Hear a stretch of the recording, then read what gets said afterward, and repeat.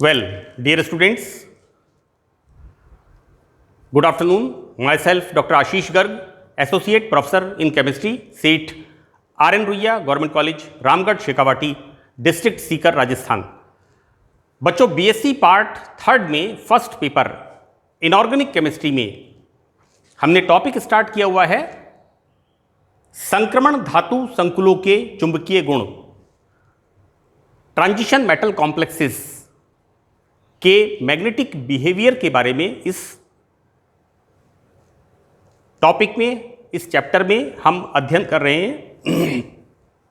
मैंने इससे पहले 4 पार्ट अपलोड किए हैं और उन पार्ट्स में मैग्नेटिक बिहेवियर के बारे में किस किस प्रकार का magnetic behaviour transition metal complexes show करते हैं, मैंने आपको बताया था। इसमें प्रतिचुंबकीय डायमैग्नेटिज्म, अनुचुंबकीय पैरामैग्नेटिज्म, उसके बाद लोह चुंबकत्व ferromagnetism, then antiferromagnetism and then ferrimagnetism. ये 5 प्रकार के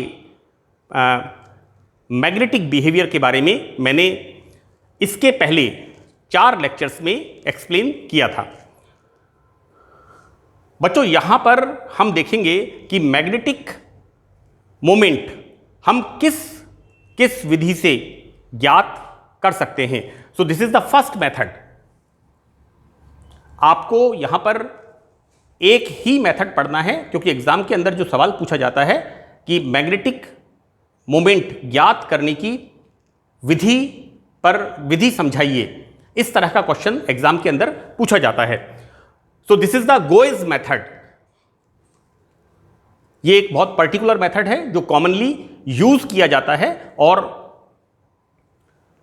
हम लोग भी रिसर्च के टाइम में इस मेथड को यूज करते थे। देखिए बच्चों, यहां पर क्या हो रहा है कि एक बात मैं आपको और बता दूं कि 2 चीजें, एक पैरामैग्नेटिज्म जो कि संकुल यौगिकों में अयुग्मित इलेक्ट्रॉन्स के कारण होता है, और दूसरा डायमैग्नेटिज्म प्रतिचुंबकत्व। ये बच्चों होता है संकुल यौगिकों के अंदर युग्मित इलेक्ट्रॉन्स। जब सभी इलेक्ट्रॉन्स युग्मित होते हैं तब प्रतिचुंबकत्व का गुण पाया जाता है। बच्चों, यहां पर देखिए, मैंने इस गोएज मेथड को पॉइंट्स में डिवाइड किया है और एक गोएज मेथड इंस्ट्रूमेंट का एक आउटलाइन डायग्राम यहां पर मैंने ड्रॉ किया है। तो देखिए बच्चों, यहां पर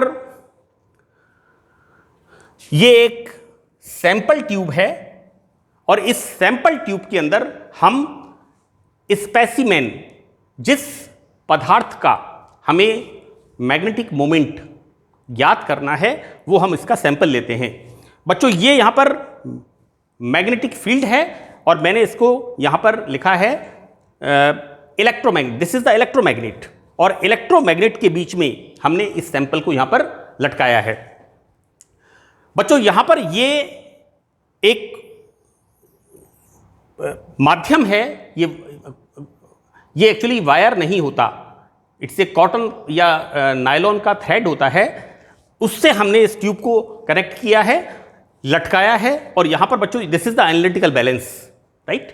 यानी जब कोई सैंपल हम यहां पर लेते हैं और उस सैंपल में अनपेयर्ड इलेक्ट्रॉन्स, अयुग्मित इलेक्ट्रॉन्स उपस्थित हैं, तो यहां पर यह सैंपल इस मैग्नेट में अट्रैक्ट होता है और हमें यहां पर वेट को बढ़ाना पड़ता है।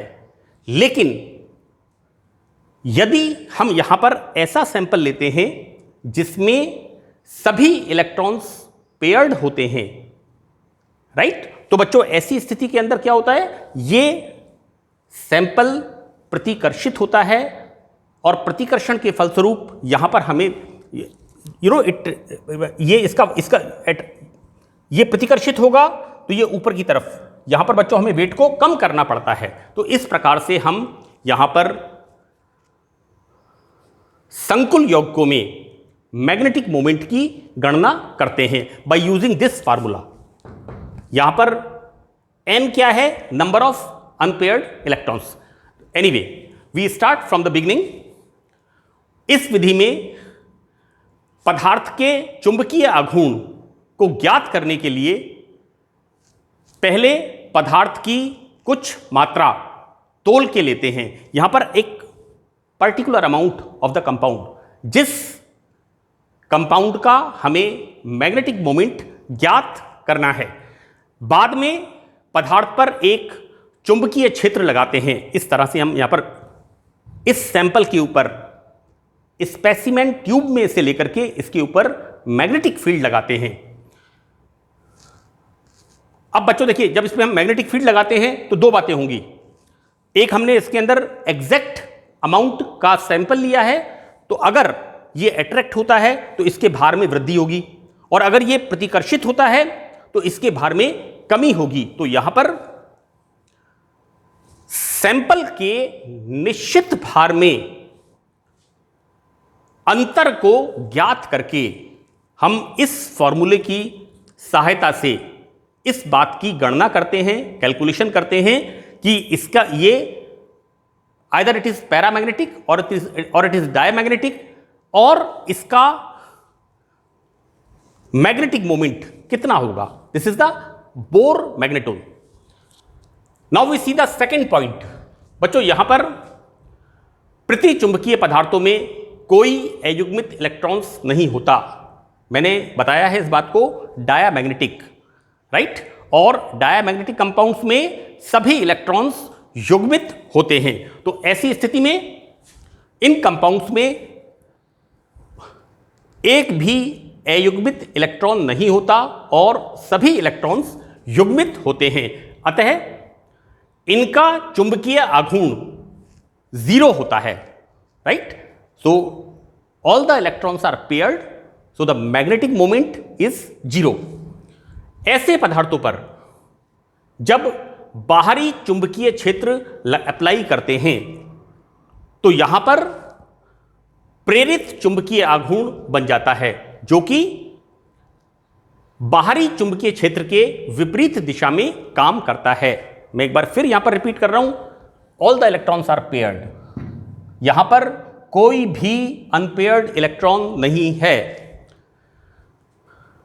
ऐसा पदार्थ चुंबकीय बल रेखाओं को प्रतिकर्षित करता है और उसके भार में कमी आ जाती है। सी, यहां पर हमने सैंपल को लटकाया, इस सैंपल के अंदर सभी इलेक्ट्रॉन्स युग्मित होते हैं, तो ये बच्चों ऊपर की तरफ बढ़ता है और यहां पर हमें वेट कम करना होता है। और हम इस विश्लेषणात्मक तुला की सहायता से, इसे हम हिंदी में कहेंगे, एंड देन एनालिटिकल बैलेंस की सहायता से हम इस भार के अंतर का, हमने यहां पर 1 ग्राम लिया और उसका वेट यहां पर आया 0.7 ग्राम, 0.3 ग्राम कम हो गया। ऐसा क्यों हुआ? Because all the electrons are paired और ये सैंपल यहां पर प्रतिकर्षित होता है। ऐसी स्थिति में इसमें भार की कमी आ जाती है। अब हम देखते हैं यहां पर पैरामैग्नेटिक कंपाउंड्स। अनुचुंबकीय पदार्थों में अयुग्मित इलेक्ट्रॉन्स के कारण ये चुंबकीय बल रेखाओं को आकर्षित करते हैं। बच्चों, मैंने मेरे सेकंड या थर्ड लेक्चर में इन मैग्नेटिक प्रॉपर्टीज को डिस्कस किया है और मैंने ये बताया है कि अनुचुंबकीय पैरामैग्नेटिक कंपाउंड्स जिनमें अनपेयर्ड इलेक्ट्रॉन्स होते हैं, जब इनको हम मैग्नेटिक फील्ड के बीच में रखते हैं तो मैग्नेटिक फील्ड इनको आकर्षित करता है और अट्रैक्शन के परिणाम स्वरूप क्या होता है, यहां पर भार में वृद्धि होती है यहां पर, राइट। तो ये क्या इंडिकेट कर रहा है, जितने नंबर ऑफ अनपेयर्ड इलेक्ट्रॉन्स इस सैंपल में होंगे उतनी ही यहां पर भार में वृद्धि हो जाती है। तो बच्चों, ऐसा पदार्थ दोनों चुंबकीय ध्रुवों में खिंच जाता है। इट अट्रैक्ट्स लाइक दिस, इस तरह से खिंचता है यहां पर, क्योंकि इसमें अनपेयर्ड इलेक्ट्रॉन्स होते हैं। इट शोज पैरामैग्नेटिज्म और इनके भार में वृद्धि हो जाती है। पदार्थ के भार में हुए परिवर्तन की सहायता से उस पदार्थ के चुंबकीय आघूर्ण को हम परिकलित, we can calculate the magnetic moment of this compound, of this sample, right.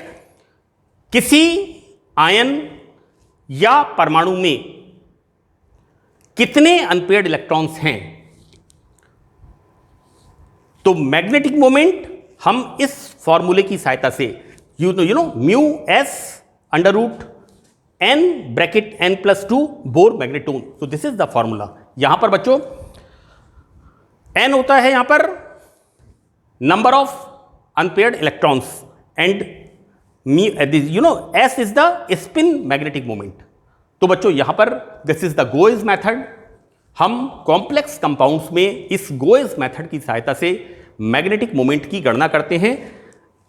एक बात मुझे आपको यहां बतानी जरूरी है कि कई बार एग्जाम में पूछते हैं K4 FeCN6,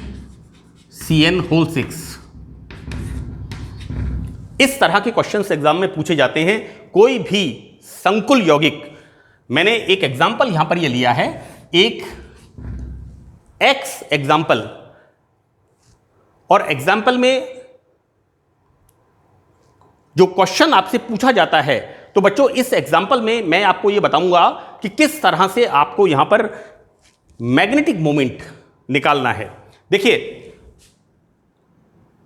कोई भी कॉम्प्लेक्स हो सकता है, Fe F6, क्योंकि हमने क्रिस्टल फील्ड के सिद्धांत में मैग्नेटिक प्रॉपर्टीज को पढ़ा है और वहां पर भी मैंने बताया है। लेकिन आपके सिलेबस में, पाठ्यक्रम में ये चैप्टर अलग से है, तो मैं यहां पर ट्रांजिशन मेटल्स की जो कॉम्प्लेक्सेस हैं उनकी मैग्नेटिक प्रॉपर्टीज को हम एक्सक्लूसिवली बिल्कुल अलग से यहां पर स्टडी कर रहे हैं। तो बच्चों देखिए, मैग्नेटिक बिहेवियर किसकी प्रॉपर्टी है? मेटल की। आपको करना क्या है? सबसे पहले मेटल में अनपेयर्ड इलेक्ट्रॉन्स की संख्या को देखना है। देखिए, दिस इज द पोटेशियम +1। कितने पोटेशियम हैं? 4। इसका मतलब यहां पर +4। Cn is the -1। ये Cn कितना होगा यहां पर? -6। Number of cyanide ligand 6। अब यहां पर इस संकुल के ऊपर 4+ and 6-, so this is the -2, right? Pardon, this is the this is the -4। बच्चों this is -6 and this is +4। +4 बाहर है, इसलिए that's why इस कॉम्प्लेक्स के ऊपर कितना चार्ज आएगा? This is the -4, right. Complex के ऊपर चार्ज कितना आएगा? -4। तो इसकी ऑक्सीडेशन स्टेट कितना हो गई? +2। यहां पर आयरन की ऑक्सीडेशन स्टेट +2। और आप क्या करेंगे? आयरन का इलेक्ट्रॉनिक कॉन्फ़िगरेशन हम क्या देखते हैं? 3d and 4s, Sc Ti V Cr Mn Fe। so this is the 6, right? and this is 0। किसके अंदर? Fe2+। बच्चों आयरन फर्स्ट ट्रांजिशन सीरीज स्कैंडिनियम से जिंक तक है ना, एटॉमिक नंबर 26। यहां पर S के 2 इलेक्ट्रॉन्स बाहर निकल गए इन द फेरस स्टेट, और बच्चों यहां पर ये 6 इलेक्ट्रॉन्स। तो व्हाट विल डू? यहां पर बच्चों देखिए आप इसको इस तरह से, हम number of unpaired electrons 4, right.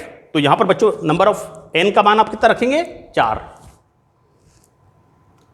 किसी भी क्वेश्चन में जब कॉम्प्लेक्स कंपाउंड्स में मैग्नेटिक मोमेंट की कैलकुलेशन की जाती है, तो आप मेटल में इस तरह से अनपेयर्ड इलेक्ट्रॉन्स की आप गणना करेंगे और अनपेयर्ड इलेक्ट्रॉन्स को निकाल के कैलकुलेट मतलब गिन करके यहां पर इस फॉर्मूले में आपको रखना है, और आपको एग्जैक्ट मैग्नेटिक मोमेंट कॉम्प्लेक्स का पता लग जाएगा। क्योंकि कई बार एग्जाम में बच्चे कहते हैं कि न्यूमेरिकल आ गया। इसमें न्यूमेरिकल जैसी कोई बात नहीं है। किसी भी कॉम्प्लेक्स, आपको कोई भी कॉम्प्लेक्स आपको मिल जाए, आप उस कॉम्प्लेक्स के अंदर जो मेटल है, राइट, और उस मेटल की ऑक्सीडेशन स्टेट क्या है, ये ज्ञात करके इस तरह से d ऑर्बिटल्स में अनपेयर्ड इलेक्ट्रॉन्स देख करके आप मैग्नेटिक मोमेंट की गणना कर सकते हैं। So that's all in this lecture. Thank you very much.